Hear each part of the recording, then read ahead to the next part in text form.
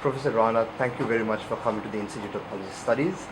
Your presentation at the Institute was based on two broad factors. Firstly, second generation reforms, and then the Look East policy. Right. So how about we start off by introducing what you mean by second generation reforms? Okay. Second generation reforms are basically reform of the governance system and institutional reforms, like legal reforms, reform of labor laws, property rights. And together with second generation reforms, I also talk about sectoral reforms, agriculture sector, industrial sector, and so on. Whereas first generation reforms refer to the usual macroeconomic reforms, reforms of monetary policy, fiscal policy, trade policy reforms, and industrial sector policy reforms. And a key hypothesis in my research is South Asian countries have done the first round of reforms, namely the macroeconomic reforms, and they enjoyed the low-hanging fruits of macroeconomic reforms, but now they are stuck. They are stuck because they did not complete the reform exercise, and they did not do the second generation. And what do you think has curtailed that second generation reform process? Yes, second generation reforms are difficult to implement because they are politically driven. We are talking about civil service reform, and bureaucrats don't like to lose their job, right? Public administration reform. So they are a bit difficult and sensitive to reform. And countries must have good leadership and very strong political will in order to implement second generation. Yes. And what benefits would South Asia in particular gain by doing these second generation reforms? Second generation reforms, of course, will sustain the results of the first generation reforms, namely more efficient economic growth, higher economic growth, poverty reduction, and more importantly also enhance economic integration in South Asia. I don't know if you know it or not, South Asia at one point of time was a very integrated region. We talk about the Indian subcontinent. And the Indian subcontinent accounted for the largest share of world GDP for the first 18 centuries after the birth of Christ. But after that, South Asia was colonized, it was broken down into many different countries. And the level of economic integration among the SAARC countries is now only 4 or 5%, making it perhaps the least integrated region of the world. So if South Asia were to implement the second round of reform, the second generation reforms, and my other message was also South Asia needs to implement the second round of Look East policy. So if South Asian countries implement the second generation reforms plus a second round of Look East policy, then economic growth will go up, economic integration within South Asia would start to increase, and South Asia would become more and more prosperous once again. There is a perception that it is only India that has an official Look East policy. How is this relevant to the greater region as a whole? Right. That is not true. I mean, most well known is, of course, the Look East policy of India, which they implemented as part of their economic reform exercise of 1991. And that particular Look East policy of India has had a number of good results. So that is why Prime Minister Narendra Modi is in the process of upgrading into an Act East policy. But as you said, other countries, Bangladesh has a formal Look East policy. Pakistan also has what they call an Act East Asia vision, so they have that.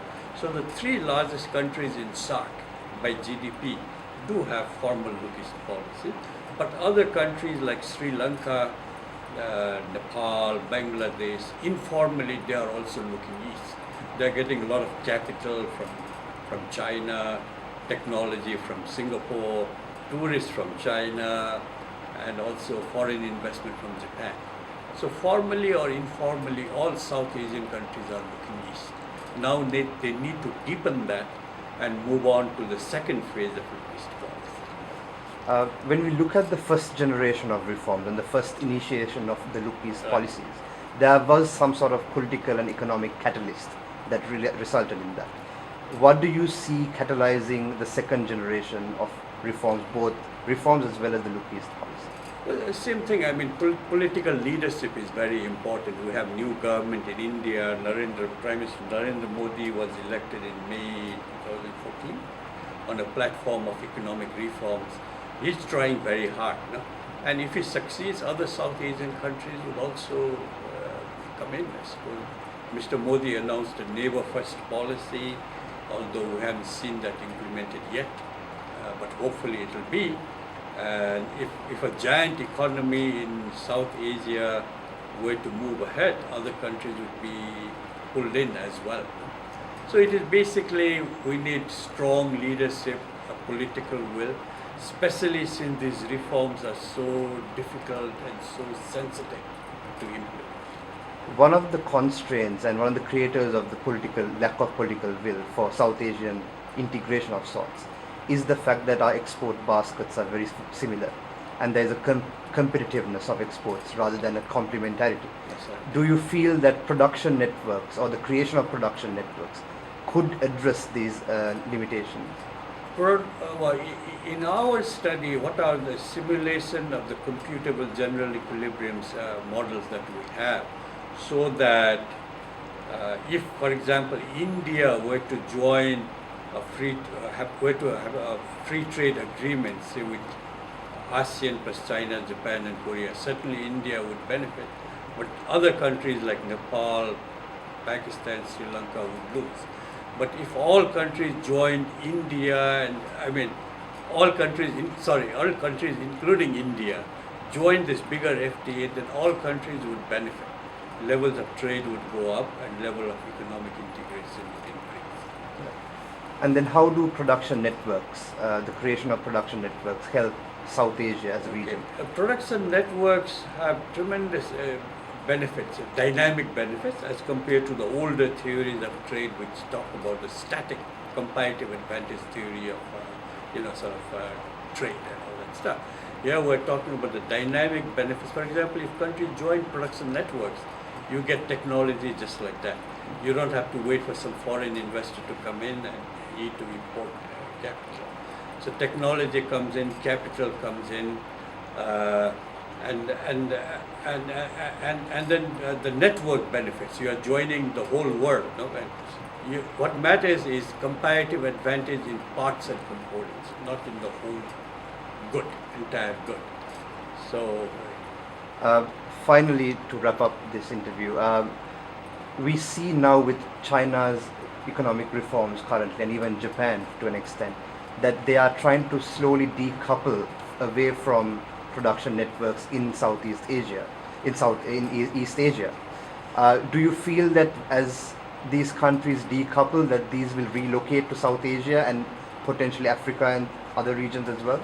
I think no such decoupling is happening. China is very much ingrained. In fact, it is driving the production networks in East Asia. Before we used to talk about the flying geese pattern of development in East Asia. Under that, it was entire industries that relocated from Japan to Korea, Singapore, and then on to Thailand, Vietnam, and so on. Under production networks, we're talking about relocation of parts and components production. So it's a similar concept, but more at a micro level. Micro level. So that China will never decouple from that. I think that is not happening. Right. And finally, what could South Asian countries, from a policy perspective, do to improve their integration into production networks? They could do a number of things. First of all, they could complete their reform process. That is very important. So go into this more difficult second generation reforms. Number two, they could liberalize their trade further. They could go for a trade facilitation. And you said in production networks, in managing production networks, foreign investors sitting in China or even the US, like in the case of Apple, those guys are continuously observing the whole world. Where can I make money by relocating my industry, my parts and components production?